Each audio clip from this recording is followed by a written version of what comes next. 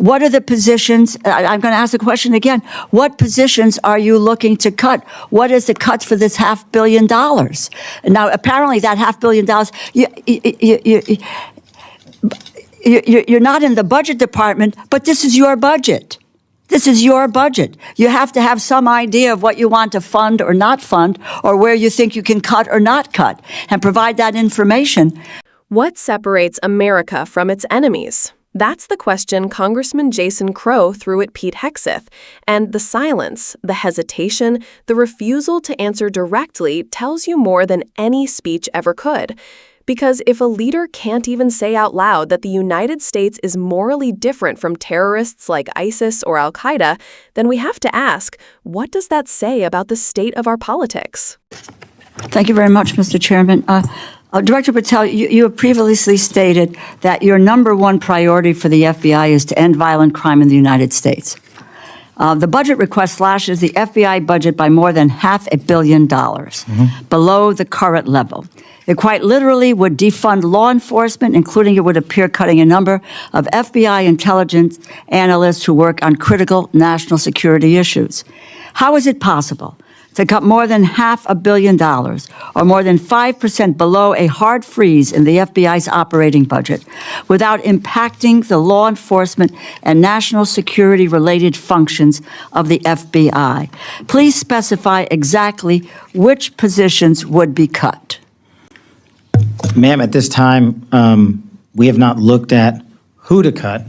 We are focusing our energies on how not to have them cut, by coming in here and highlighting to you that we can't do the mission on those 2011 budget levels. And so what we're focusing on is right now is working with our partners in OMB, the appropriators, to say that we cannot cover down on the mission at the levels that we would have to go to, which would be the 2011 levels, should all the budget cuts you just outlined be implemented. So, but are you talking about coming up here with a budget request that restores the funding that has been cut, that it's a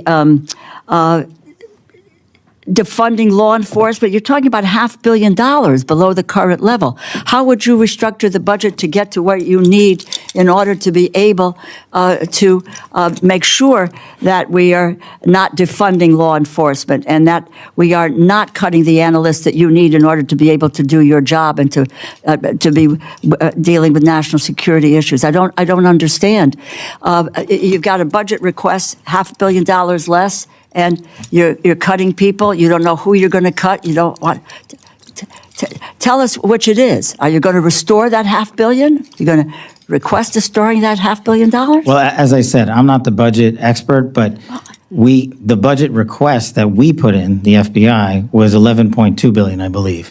And we are working through the appropriations process and the OMB process and the skinny budget that we receive to work with y'all to help us get to a number. And I believe if we got back the number you stated, we would not have to cut more FBI. So with a $500 million cut, more than 5% below the hard freeze of the FBI's operating budget, you believe that then this would not impact enforcement or national security related functions? Then what are the positions? I'm going to ask the question again. What positions are you looking to cut? What is the cut for this $500 million? Now, apparently that $500 million, you're not in the budget department, but this is your budget. This is your budget. You have to have some idea of what you want to fund or not fund, or where you think you can cut or not cut, and provide that information to OMB. I'm unclear, and it seems to me that you are, as to what should be the budget of this agency, and if it's $500 million lower, what are the positions that you believe will have to be cut in order to reach the mandate that you are bringing forward to us in terms of your budget? Well, that's exactly what I'm saying. That's the proposed budget, not by the FBI. The proposed budget that I put forward is to cover us for $11.1 billion, which would not have us cut any positions. The proposed budget. So the skinny budget is we don't have the skinny budget is wrong. The skinny budget is a proposal, and I'm working through the appropriations process to explain why we need more than what has been proposed So in that what budget. do you need? You need $11.2 billion? Approximately. Okay. Now, is that going to be delineated? I don't know what that means in terms of cuts that would be coming up to reach that goal. So there would be no additional positions deleted from the FBI if you get that amount of money. That's correct. And that's what we anticipate is coming in a budget that we anticipate at some point. We don't know when we're going to get it, even though we will be in markups by the time this effort is underway. But according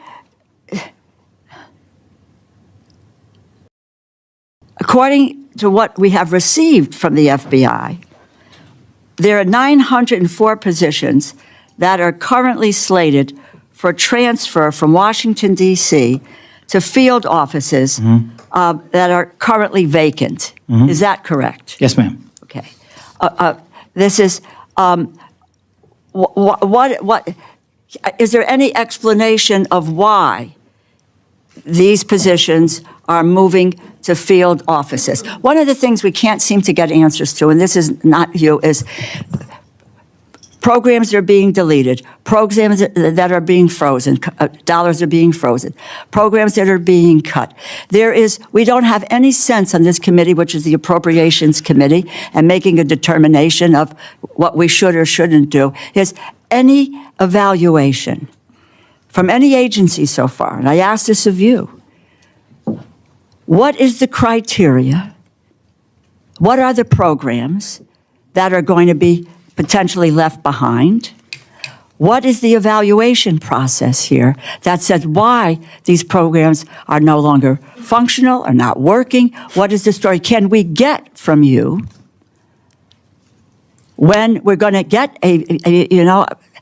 some sort of an idea of what is a budget that you can deal with? Is what will be, what may be cut, what may not be cut, and why? What's the criteria by which that these programs would be, the evaluation is to transfer them out? Why are these people going to field offices? Can we get that from you? Yeah, I can give it to you right now, ma'am. The short answer as to why these folks are going to the field is because we are moving agents, intel analysts, and SOSs across the country into every state to get a hand-level grasp on violent crime in every single community. We're moving those folks out there. Okay, but I will just wrap up, and thank you, Mr. Chairman. You need to provide for us, specify exactly which so-called, quote, overhead positions are being cut, and since other federal agencies are also proposing position cuts, how won't this cut inevitably reduce the FBI's intelligence analytic capabilities? We need to have that information before we can determine what the budget is. Yes, ma'am. Thank you. Yield back. Mr. Klein. The exchange between Representative Rosa DeLauro and FBI Director Kash Patel is far more than a routine budget discussion. At its core, it's about how decisions in Washington directly impact the safety of every American.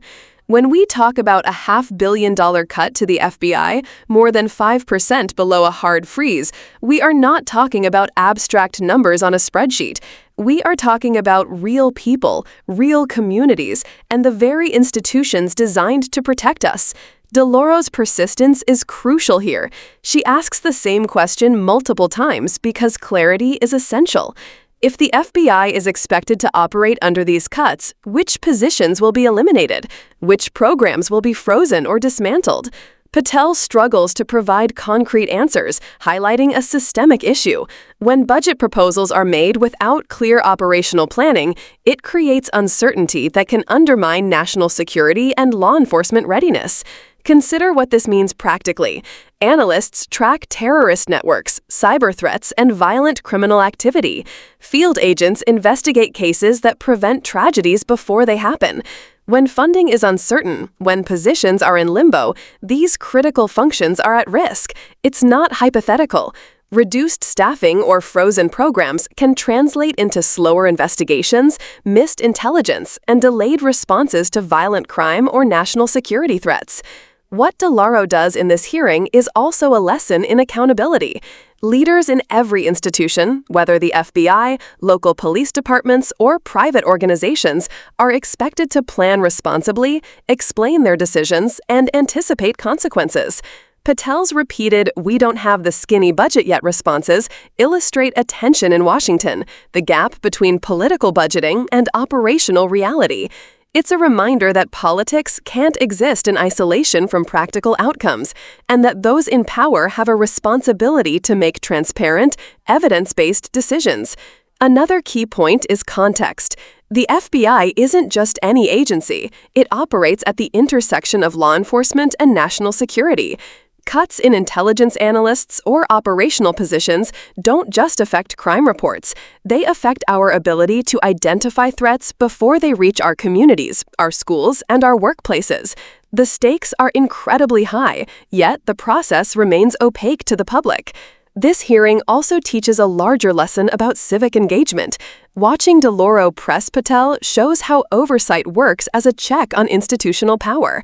It's a tangible example of why citizens need representatives willing to ask the hard questions, to insist on transparency, and to ensure that government agencies have the resources they need to fulfill their missions safely and effectively. It's also about the human element. Each position at the FBI represents individuals trained to protect the public. When these roles are threatened by budgetary uncertainty, it's not just the agency that suffers, it's the American people. Violent crime doesn't pause while lawmakers debate appropriations. Threats to national security don't wait until a budget is finalized. The consequences are immediate, tangible, and serious. Ultimately, this exchange is a call to attention. It's a reminder that government budgets are not just numbers. They are moral choices about priorities, protection, and public safety. DeLauro's insistence on getting answers underscores that oversight is more than a formality. It is a necessary tool to ensure our institutions function as intended. So, when you see headlines about FBI budget cuts or defunding law enforcement, remember, this is not abstract.